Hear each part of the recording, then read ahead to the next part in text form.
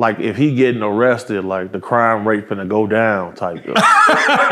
That's how they talk about him. You feel? They said KI had 60 bodies. They said Lil Shorty had 60 kids, bro. Like these is military. Real life.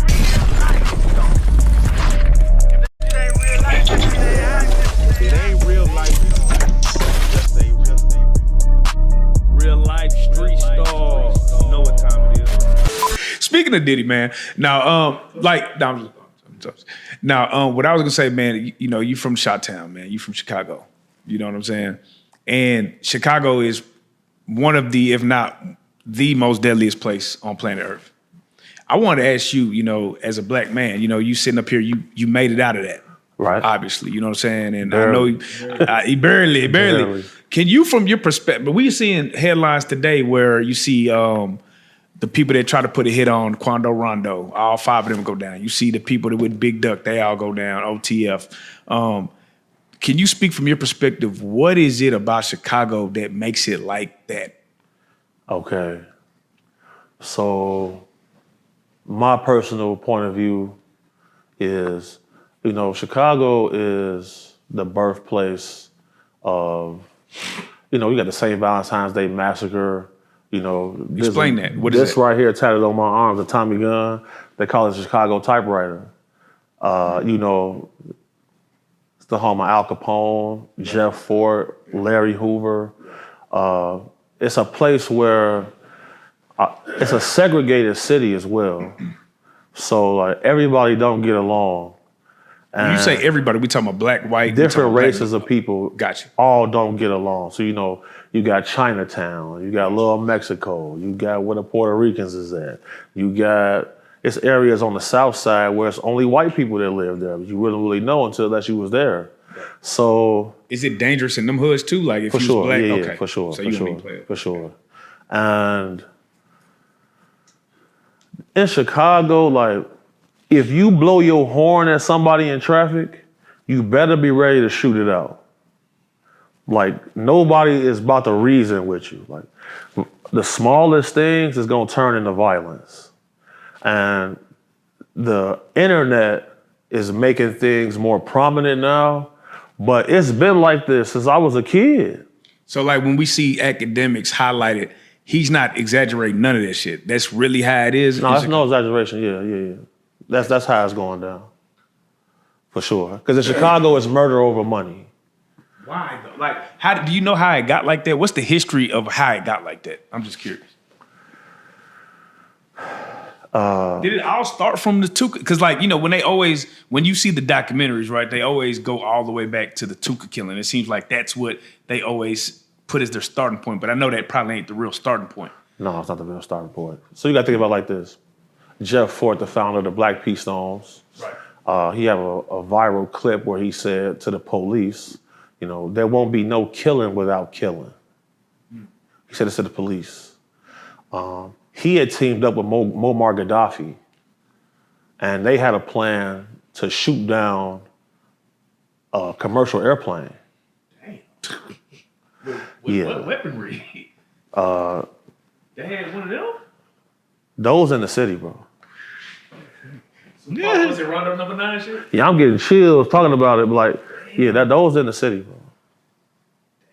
So, hold on, wait. I want you to continue. Oh, so they had plans to shoot down the commercial? Yeah. So that was the plan, and that's what got him on the radar. You know, he in ADX Florence right now, no contact. In Chicago, if you got a group, you better be militant, man. Because Chicago is a hub for several cartels, like the Twins, who that was a direct pipeline to El Chapo and the Sinaloa cartel. A lot of things lead to Chicago. Like you got the Yakuza operating there, you got the Triads operating there. The Yakuza? Yeah, for sure. They operate in there. Yeah, you go to Chinatown, bro, you see some spooky guys, bro. For sure. The crazy part is that part is never highlighted. We never hear about none of that. We only hear about the black. Yeah, because hip hop culture is the biggest business in the world. It's the biggest culture in the world. It's the biggest in the world. So we still on the starting point of where the violence. So okay, you still taking us through that. So The violence was already going on before the whole ChiefKeef, all that shit. Yeah. It was going on before that. Let's say me and you, we in Chinatown, we get into it with some Yakuza niggas. How does that look for us? What does that look like? Do we lose? Because every time I see like some niggas go up against anybody else but some niggas, it's like niggas just automatically take the L. Here's the thing. So like a Yakuza guy, you're not gonna be able to identify him unless most Yakuza guys, when they dress, you can't see their sleeves or nothing. You can't see they dress to the sleeve. Right. You can't see anything like that.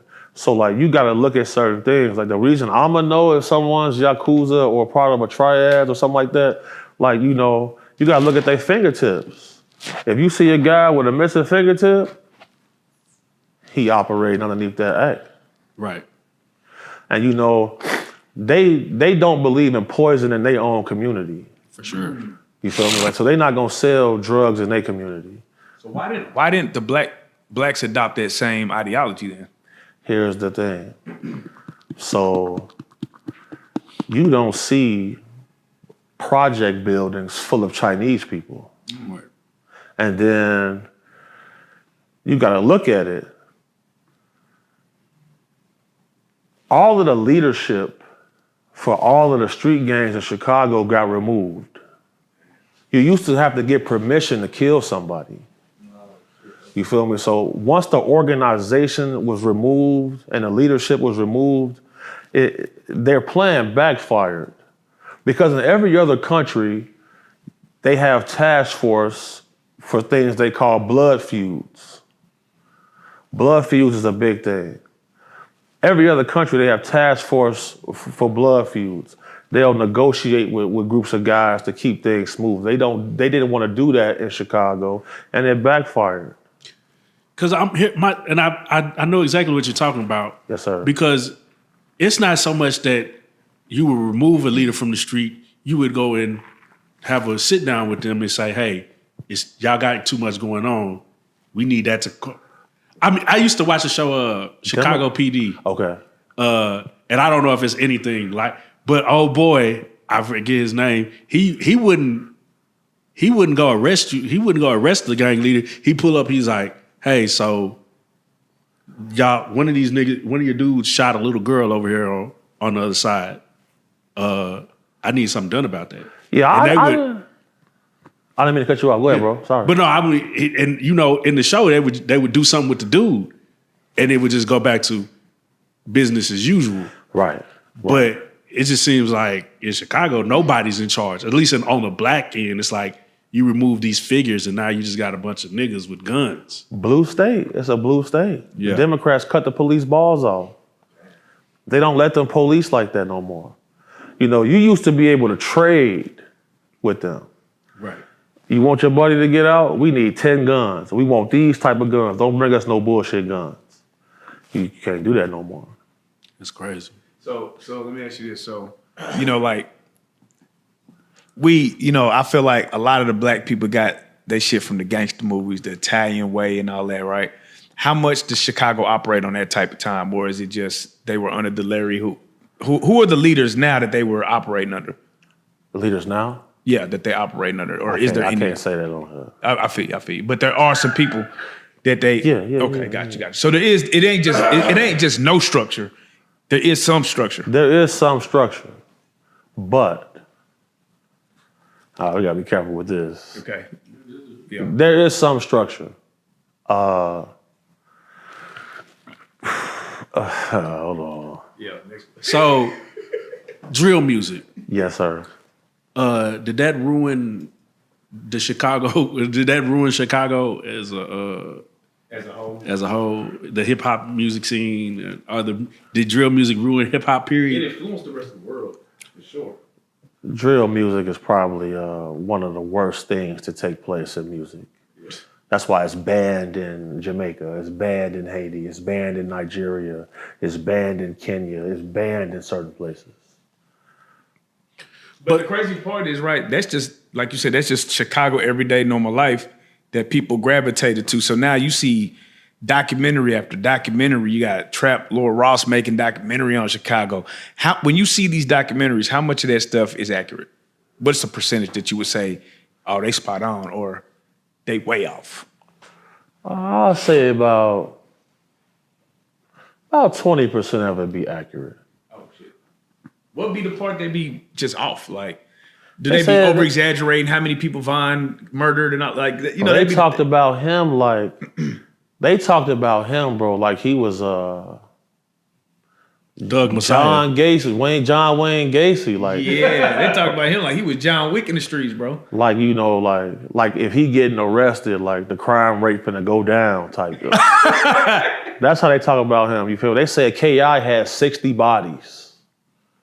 They said little shorties had 60 kids, bro. Like these is military, right? Oh, so okay. So let's go through that. Let's go through it. Let's debunk some of these. Come on, let's do it. Let's do it. KI. Yeah. What was KI like? She was a member, bro. Yeah. She was a member. Once Taekwon got killed, she turned up. She started getting active. You feel me? But like all that, having 60 kills, bro. Like who's the people that's dead? You feel me? Like a lot of things definitely got exaggerated, right. But certain guys was really catching hats though. Gotcha. You feel me? So like, it'd be a lot of exaggerations going on. You feel me? But you know, it's new media, man. You feel me? People not sitting around watching cable and commercials and stuff like that. You feel me? They on the YouTube, bro. You feel me? So when you see them glorify it, and now you see the demographic underneath it try to emulate or outdo that. What does your mind say? Like, do you be wanting to say, bro, this is not what y'all think it is? Or like, what is your mindset when you see that? That's a fantastic question. So, you know, I feel like I did my part to mentor a lot of young people. Because I remember when you would ask kids what they wanted to be, I want to be a police officer, I want to be a doctor. No, they all want to be rappers, streamers, gangsters, you feel me?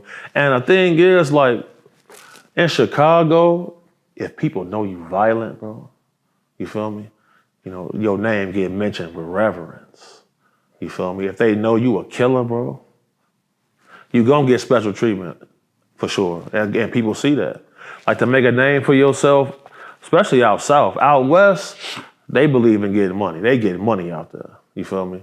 So like it's a lot more control on the west side. But out south, that's where the whole ChiefKeef era started at. You feel me? So out there, it's murder over money, bro. How was ChiefKeef able to circumvent all of that shit? He really just literally like, yeah, I'm from Chicago, but nigga, He was super young when he got on to it. Yeah, like bro, he just seemed like a nigga who 16 and got a whole bunch of money and just not involved in that shit.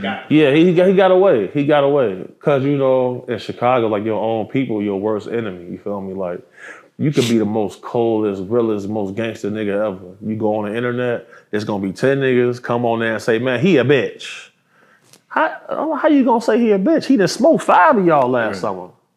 That's just Chicago, bro. Everybody carry themselves like they the god, bro. You feel me? Like.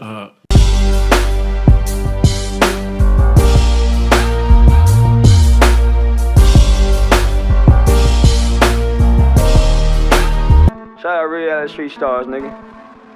Move it. Hey.